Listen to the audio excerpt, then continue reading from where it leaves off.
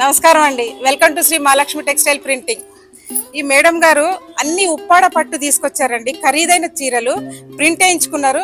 ఇక్కడ మీకు కనిపిస్తున్నాయి చూడండి. ఒకటి ఆవిడ ఇష్టంతో గోల్డ్, ఒకటి సిల్వరు ప్రింట్ వేయించుకున్నారు.